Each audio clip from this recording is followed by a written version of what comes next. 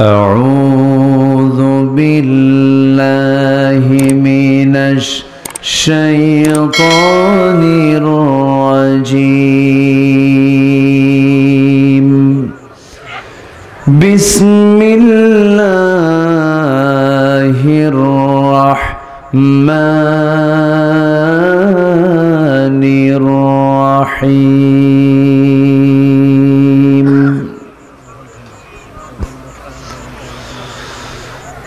ومن يطع الله ورسوله يدخله جنات تجري من تحتها الأنهار خالدين فيها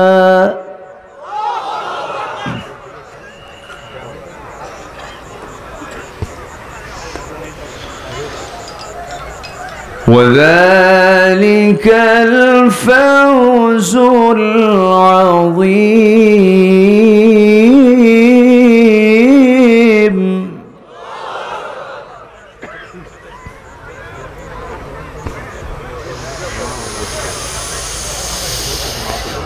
ومن يعص الله ورسوله ويتعد حدوده يدخله نارا خالدا فيها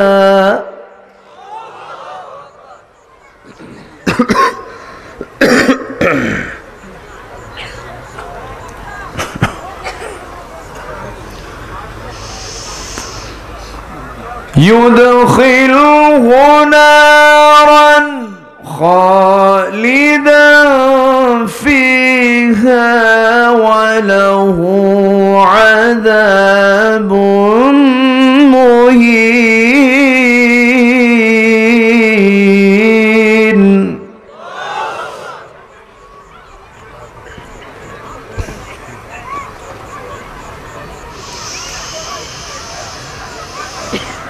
ومن يعص الله ورسوله ويتعد حدوده يدخله نارا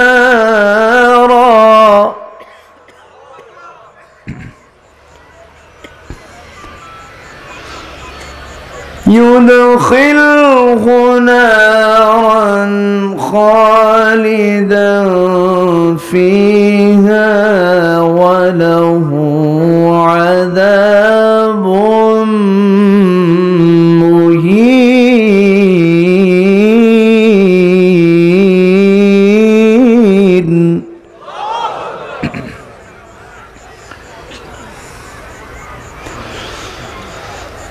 الله أكبر. بسم الله الرحمن الرحيم.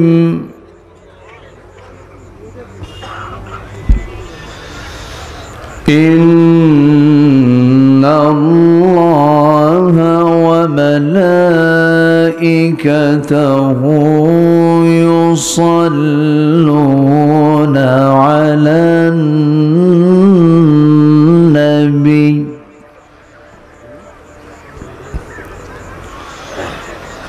يا أيها الذين آمنوا صلوا عليه وسلموا تسليما.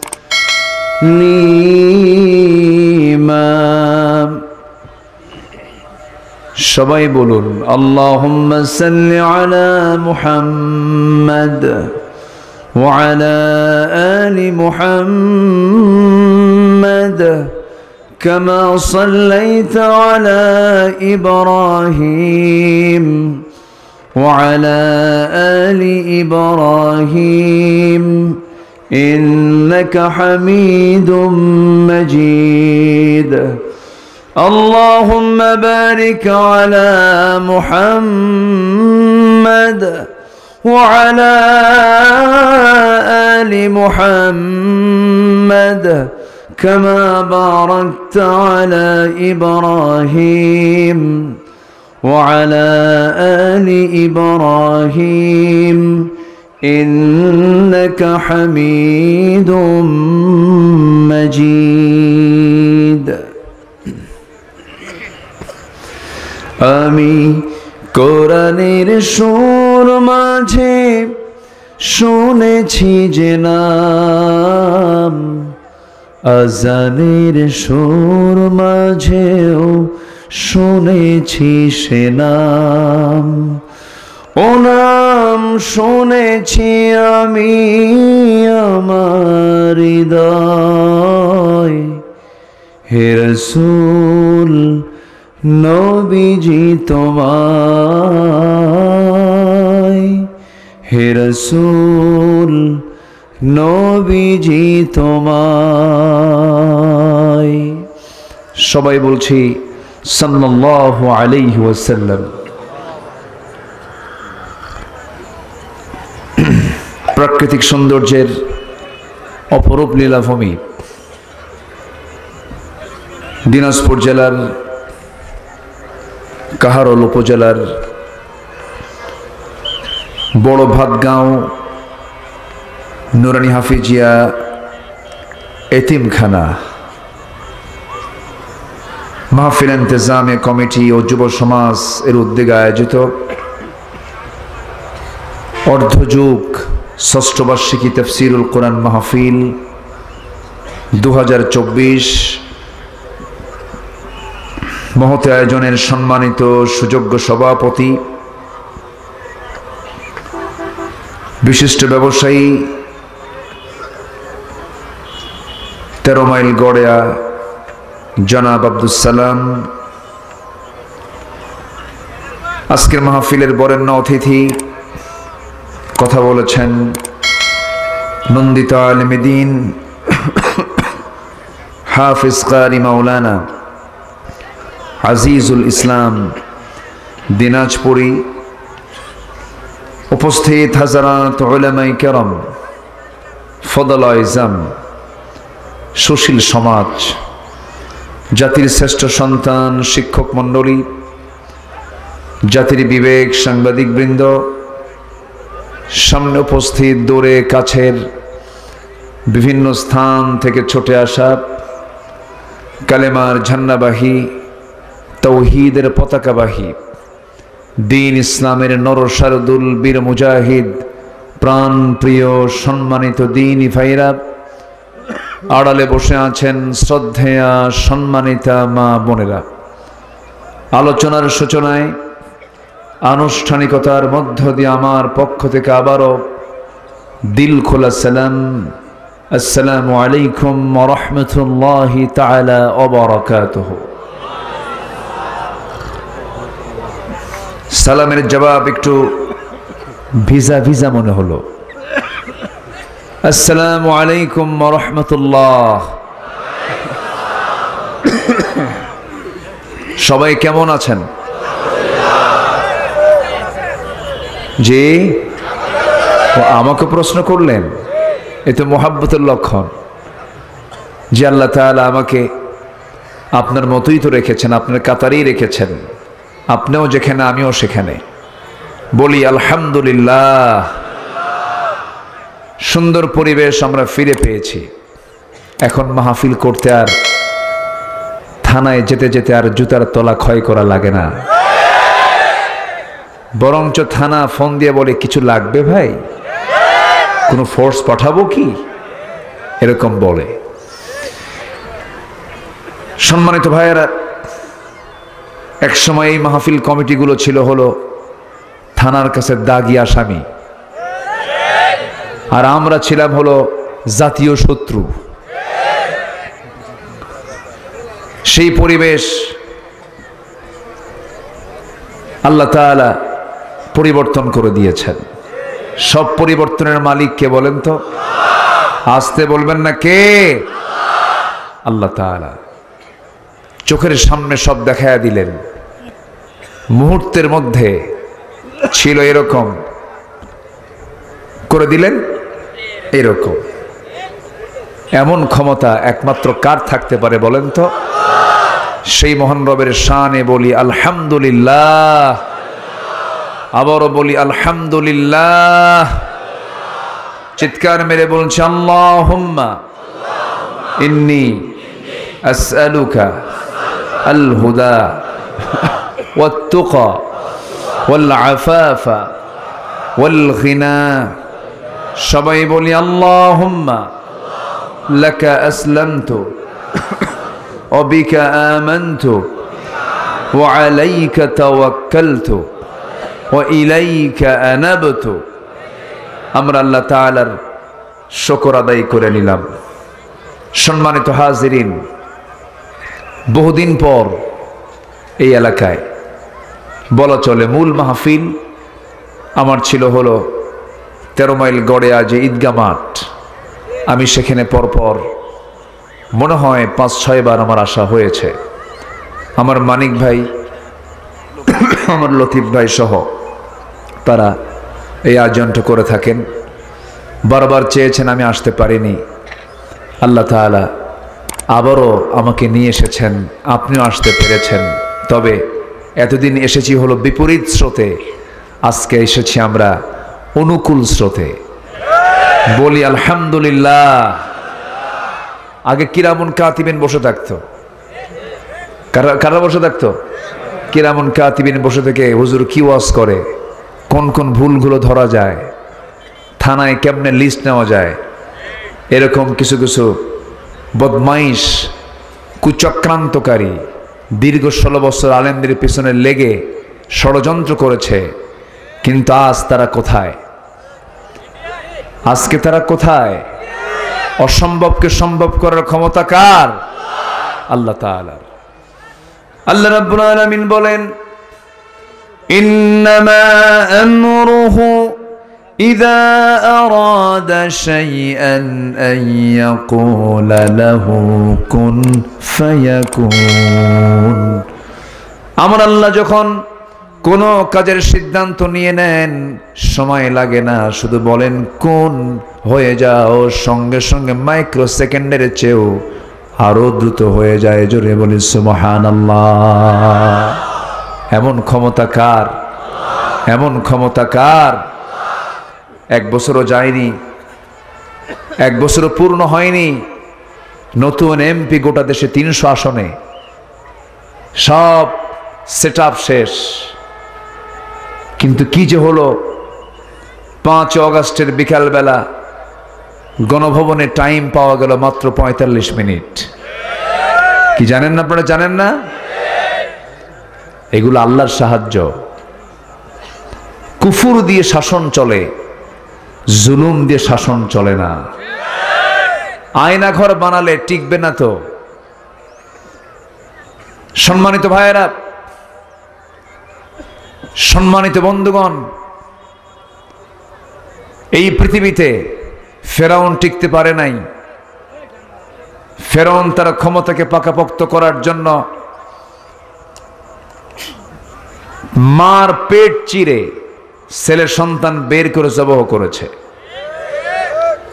নমরুদ ক্ষমতাকে পাকাপোক্ত করার জন্য ইব্রাহিম আলাইহিস সালামকে একজন নবী জ্বলন্ত আগুনে নিক্ষেপ করেছে। আবু জাহেল আমার নবীজির নবুয়তকে বানচাল করার জন্য বারবার হত্যার ষড়যন্ত্র করেও ব্যর্থ হয়েছে। সেই আবু জাহেলকে শিশুর হাতে, নমরুদকে ন্যাংরা মশা দিয়া, আর ফেরাউনকে পানিতে চুবনি খাওয়ায়া মেরেছেন তিনি আমার কে? আল্লাহ। সে আল্লাহই পারেন সবকিছু। এটা শিক্ষা। বাড়াবাড়ি করা যাবে না, জুলুম করা যাবে না। বাড়াবাড়ি জুলুম আল্লাহ সহ্য করেন না। কথা ক্লিয়ার? কথা ক্লিয়ার? এটা সে যে ক্ষেত্রেই হোক না কেন, আপনার ব্যক্তিগত জীবনেও হতে পারে। বাড়াবাড়ি করবেন তো, জুলুম করবেন তো আপনার পরিণতি ভয়াবহ হবে। সাথে অহংকার, সাথে কি অহংকার আরো ধ্বংসের মূল কারণ। একটা শব্দ শেষ করে দিয়েছে। চাকরি কি রাজাকারের নাতিপুতিরা পাবে? একটা অহংকার আকাশ থেকে সব ভেঙ্গে চুরমার করে দিয়েছেন। তিনি কে? আল্লাহ। এই দেশে সবার বসবাস করার অধিকার আছে না নাই? আসতে বলবেন না, আছে না নাই? সবাই বসবাস করবে, মুক্ত মনে থাকবে। সকল স্বাধীনতা দেওয়ার আগে জাতিকে দিতে হবে কথা বলার স্বাধীনতা, কথা বলতে দিতে হবে। সম্মানিত ভাইয়েরা, বহু কথা আছে, আস্তে আস্তে শোনাবো। সময় দেবেন তো? এই ছেলেটা ওঠে কেন? এই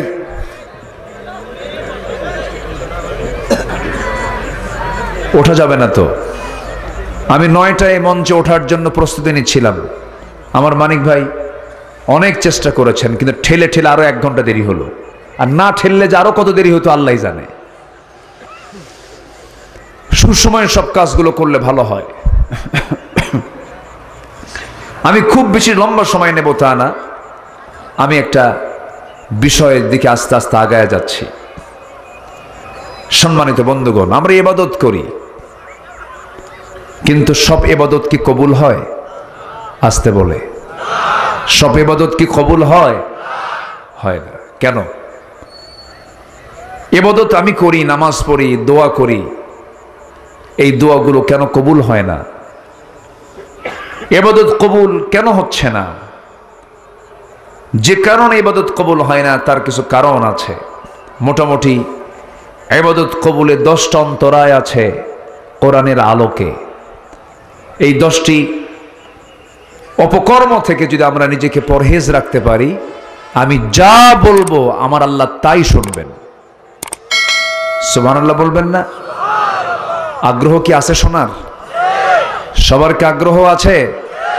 আমাকে সবচেয়ে বেশি শোনেন কে? আসতে কয়। অনেকের মনে হয় বউ নাকি? আমাকে সবচেয়ে বেশি শোনেন কে? আমাকে সবচেয়ে বেশি কাছে জানেন কে? আমার মনের মালিক কে? পৃথিবীর কোন মানুষ কি মনের খবর জানে? আমার মনের খবরটাও জানেন তিনি আমার কে? মা ফি সুদুরিকুম, তোমার অন্তরে যা আছে তাও আমি জানি। আমার বন্ধুগণ, সেই মহান রব্বুল আলামিন আমাকে আপনাকে একটা লক্ষ্য নিয়ে দুনিয়াতে পাঠিয়েছেন। লক্ষ্য একটাই, সবাই আমরা নামাজের মধ্যে সেই লক্ষ্য পূরণের জন্য আল্লাহর কাছে দোয়া করি। সবাই বলুন, ইয়্যাকা না'বুদু ওয়া ইয়্যাকা নাস্তাঈন। আয় আল্লাহ তাআলা, তোমার ইবাদত করি, তোমার কাছে সাহায্য চাই। এই দুনিয়াতে আমরা তার দাসত্ব মেনে নেওয়ার জন্য এসেছি। আমরা একটা টাইম নিয়ে এসেছি। লা ইস্তাখিরুনা সাআতাও ওয়া লা ইস্তাকদিমুন।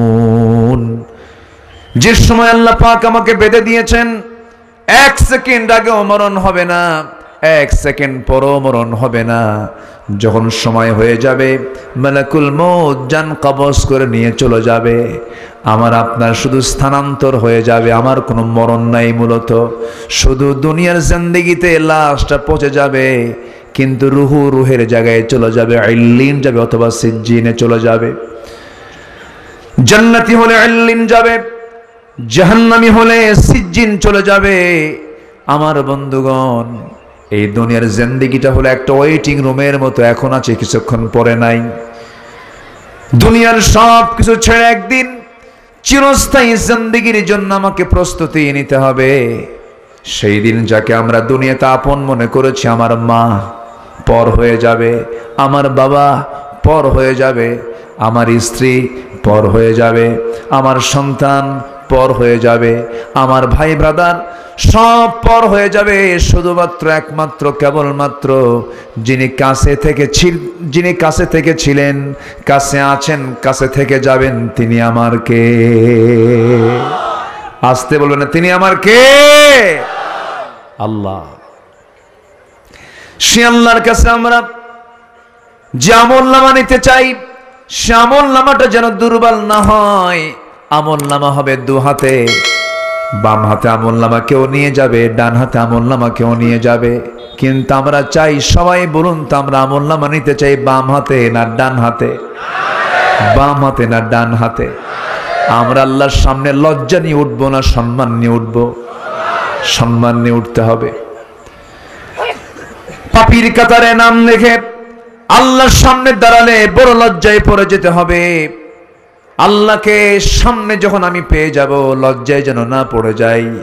এই জন্য আমি যে ইবাদতগুলো করছি, সে ইবাদতগুলো যেন কবুল হয়ে যায়। সেই কবুল না হওয়ার পেছনে যে অন্তরায়গুলো আছে, যে বাধাগুলো আছে, যে অপকর্মগুলো আছে, তার মোটামুটি 10টা পয়েন্ট আমি আলোচনা করতে চাচ্ছি। হাজারবার বান্দা যদি ইবাদত করে, নামাজ পড়ে, রোজা রাখে, দান করে, সাদকা করে, জিকির করে, এইরকম ফিকির করে, সব কিছু ঠিকঠাক আছে, কিন্তু বান্দার মধ্যে যদি 1 নাম্বার মুনাফিকি থেকে যায়, ওই বান্দার কোনো ইবাদত কবুল হবে না। কার দরবারে? কবুল হবে না। তাহলে 1 নাম্বার হলো কি করলে? বলেন কি করলে? মুনাফিকি করলে। মুনাফিকি করলে পরে বান্দার কোনো দোয়া কবুল হবে না। আমি কি আলোচনা চালিয়ে যাব? আমার কথা কি শোনা যায়, বোঝা যায়? কোনো সমস্যা নাই তো? বলি আলহামদুলিল্লাহ। মুনাফিক কাকে বলে? মুনাফিক মোটামুটি 4টা বৈশিষ্ট্য যার মধ্যে পাওয়া যাবে, সে মোটামুটি মুনাফিক হাদিসের দৃষ্টিকোণ থেকে।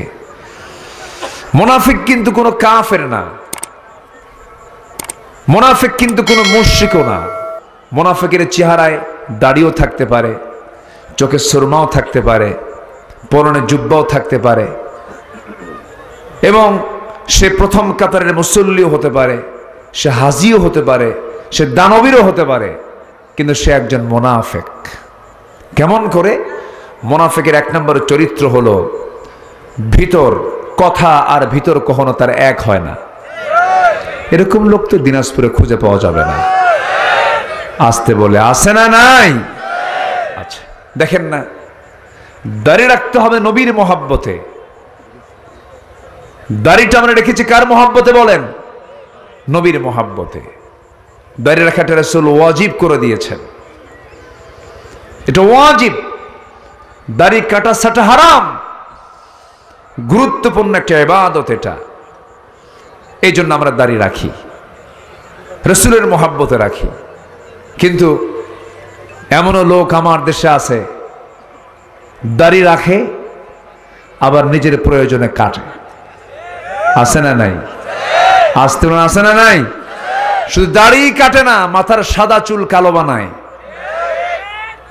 পাঞ্জাবি খুইলা গেঞ্জি বানায়, পায়জামা খুইলা লুঙ্গি পড়ে বাঁচার জন্য। লক্ষ লক্ষ কোটি টাকা লোপাট হলো, ব্যাংক ঘড়ি লুট হলো, হলমার্ক শেয়ার বাজারে কেলেঙ্কারি, সব কিছু করেও বিপুল সম্পদের পাহাড়ের মালিক হয়েও লাভ তো হলো না। শেষে উনি সাজলেন হলো সবজি বিক্রেতা, তা তো কাজ হলো না। নৌকায় চললেন, সাথে বন্ধু আইনমন্ত্রী ছিলেন, দুজন মিলে যাচ্ছিল কোথাও, কোন দিক দিয়ে কেমন করে পালানো যায়। কোস্টগার্ড আইনমন্ত্রীকে ধরে ফেলছে, ধরে ফেলে বলছে, স্যার চিনে ফেলছে, এখন কোনো উপায় নাই, চলুন আমাদের সাথে। আইনমন্ত্রীকে, আমি কি একা আসছি? আমি তো জামাতের সাথে আসছি। জামাতের সাথে মানে আপনি কার সাথে আসছেন? কই যে বসে আছে, চিনে না তো আমরা। লোকটা কে ভালো করে দেখো, ওটাই দরবেশ। এখান থেকে একটা শিক্ষা আছে, শিক্ষাটা হলো যারা জালিম তারা জালিমকেও ছাড়ে না, কিন্তু ইমানদার আরো অপর ইমানদার ভাইয়ের জীবন রক্ষার জন্য জীবন দিতে রাজি আছে, তবু অপর ভাইয়ের কষ্ট হতে রাজি নয়। সম্মানিত ভাইয়েরা, সম্মানিত বন্ধুগণ, গত 2 বছর আগে 116 জন আলেমের তালিকা করেছিল এক বদমাইশ, নাম তার শামসুদ্দিন মানিক, বিচারপতি। এই মানিকের চেহারায় আমি কোনোদিন হাসি পাই নাই, হাসি কি জিনিস আমি ওর চেহারায় দেখি নাই। যারা হাসে না ওদের বউরা যে কেমনে সংসার করে বুঝে আসে না আমার। যার স্বামী হাসবে না আমি নিশ্চিত তার বউ মনে মনে কবে এই মরবে কোন দিন, বেঁচে যাই। হাসি ছাড়া সংসার হয়? হাসি ছাড়া তো সংসার হয় না। এই বদমাইশটা আমার নামটাও ঢুকিয়েছিল এই তালিকার মধ্যে, সে আলেমদের তালিকা করেছিল। সে ভাবে নাই কি নিয়ে আমরা নাচানাচি করছি, কোন আগুন নিয়ে আমরা খেলছি। আলেমদের রক্ত বড় বিষাক্ত, আল্লাহ ছাড়েন নাই। সে পালানোর জন্য আবার দাড়ি রাখা শুরু করলো। তার দাড়ি ছিল না, একজন কাটলো আরেকজন রাখলো।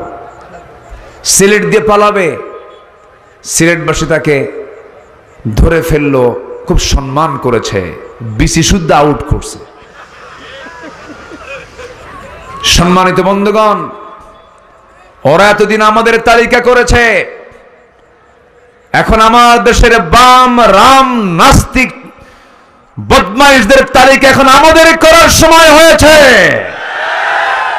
ওই জাহাঙ্গীরনগর ইউনিভার্সিটি পবিত্র অঙ্গনে প্রকাশ্যে দিবালোকে আরেক মানিক 100টা নারীর জীবন শেষ করে ধর্ষণের সেঞ্চুরি উদযাপন করার জন্য সাংবাদিক ডেকে মিষ্টি বিতরণ করেছে। আমরা দাবি করি এই সমস্ত কুলাঙ্গারদের ধরে প্রকাশ্যে ঝুলায় মেরে রক্ত মাংস হাড় হাড্ডি কুত্তা বিলাই দিয়ে খাওয়ানো দরকার। রাজি আছেন কারা কারা? হাত উঁচু করে দেখান মুসলমান।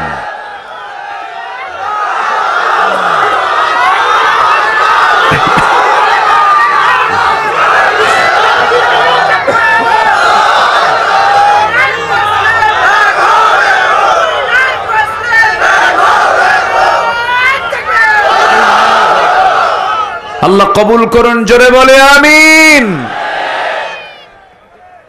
একজনকে উপদেষ্টা বানানো হয়েছে, বিতর্কিত ব্যক্তি সে। তার বউ দিয়ে সে নাটক বানায়, বউয়ের কামাই খায় নাটক বানায়া।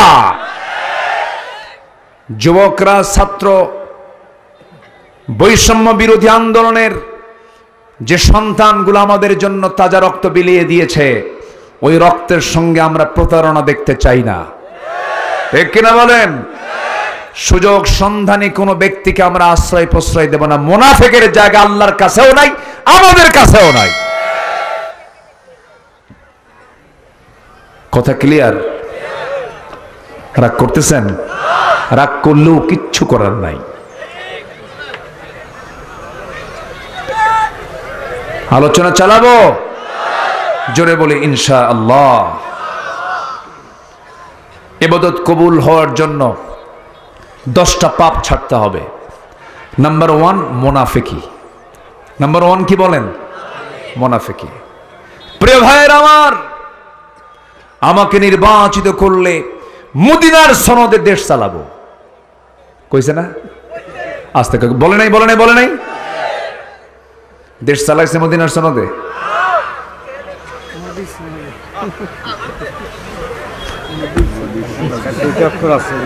হ্যাঁ, মাঝে মাঝে ফতুয়া দিতেন, লাকুম দীনুকুম ওয়ালিয়া দীন, বুখারী শরীফের 40 পারা। এবং আরেকজন ফতুয়া দিলেন একদিন, আগামীকাল ঈদুল আজহার জানাজা নামাজ, ঠিক কিনা? ওরা আলেমদেরকে চরম চরম শুধু জুলুম না, মহা জুলুমের মধ্যে ফেলেছিল। আল্লামা সাঈদী একটা অহংকার আমাদের, তাকে কে না ভালোবাসে বলেন? বর্তমান প্রেজেন্ট ওয়ার্ল্ডে এই শতাব্দীর 180 কোটি মুসলমানের দুনিয়ায় সবচাইতে গ্রহণযোগ্য জনপ্রিয় ব্যক্তি হচ্ছেন আল্লামা সাঈদী রাহিমাহুল্লাহ। সেই লোকটাকে জেলখানাও বাঁচতে দিল না, জোর করে ধরে। সুস্থ মানুষ, ওনাকে বলা হলো চলেন। কেন? অসুস্থ। আমি তো সুস্থ, আমি অসুস্থ হলে তো আমাকে নিয়ে যাবেন কেন? আপনি অসুস্থ। রুগী কয় আমি অসুস্থ, আর ওরা কয় কি অসুস্থ। নিয়ে চলে গিয়ে হসপিটালে ভর্তি করে। একটা তাজা মানুষ, একটা তাজা প্রাণ, এই জাতির কর্ণধার, কত অবাধ্য সন্তান তার ওয়াজ শুনে চোখের পানি ফেলে মার খেদমত করা শুরু করেছে। কত বেনামাজি, সুদখোর, শরাবখোর, লম্পট, লম্পট্য ছেড়ে আল্লাহওয়ালা হয়ে গেছে। যারা হলেন এই জাতি গড়ার কারিগর, সমাজ সংস্কারক, সেই লোকটাকে হসপিটালে জোর করে ভর্তি করে পয়জন 13 আগস্ট রাতের বেলা তাকে দুনিয়া থেকে বিদায় করে দেওয়া হয়েছে। তাফসীর মাহফিলের এই প্ল্যাটফর্ম থেকে সুস্পষ্ট জানান দিতে চাই, যাদের চক্রান্তে এমন একজন মহান ব্যক্তির এই হত্যাকাণ্ড ঘটানো হলো, অবিলম্বে তাদের দৃষ্টান্তমূলক শাস্তি আমরা কামনা করছি।